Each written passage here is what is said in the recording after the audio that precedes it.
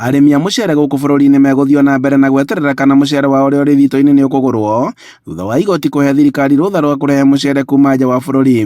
Na harĩ cira ũrĩa ũhandĩtwo igoti-inĩ rĩrĩ, kĩama gĩa Farmers Party gĩkoretwo gĩkĩregana na itua rĩa thirikari rĩa kũgũra mũcere tani 500,000 kuma nja wa bũrũri, makiuga atĩ itua rĩrĩ nĩ rĩa kũhinyĩrĩria arĩmi a gũkũ bũrũri-inĩ. Na thutha wa gũthikĩrĩria mĩena yothe cira-inĩ o, mũcirithania wa igoti rĩrĩ Edward Mũrĩithi athanĩte thirikari ĩrehe mũcere tani 250 gũkinyĩria tarĩki 31 mweri-inĩ wa Ikũmi.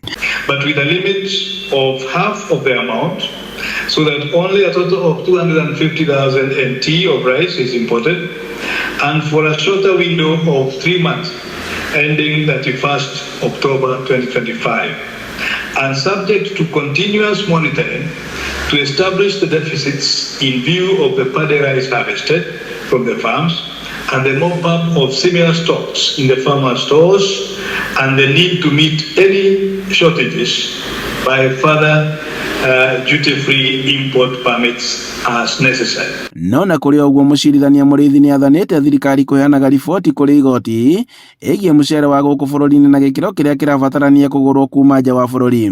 The respondent will be required to file an update and the compliance report with the court on the expiry of the import window of 31st October 2025 for further directions as necessary.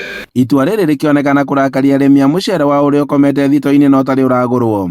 Itua rĩa igoti tũtinegwa rĩa tũkenio na hanini rĩtũtatũveva tondũ tũtigũ expectaga noma to the extent ya kuga tũkomborithia my import mũcere tani metric tons to 50,000 for that period of time. Rĩu mĩcere itũ tuigĩte nyũmba tũtena kũndũ tũngĩtwara, rĩu tũkũria igoti rĩtũthikĩrĩrie na rĩtũve tondũ rĩu ciana citũ tũrenda gũciĩve wĩra wa gũkua mũcere tũgatwara kĩthĩi-inĩ na tũtena ũndũ tũgwĩka. Thirikari rĩu nĩ ĩrĩkĩtie kũheo rũtha nĩ igoti inene rĩa kĩrũgĩra gũkorwo ĩkĩrehe mũcere tani 250,000, ũndũ ũrĩa ũroneka kwa gũthiĩ na mbere na gũkenia mũrĩmi akiuga atĩ mũcere wake ũrĩ o thito.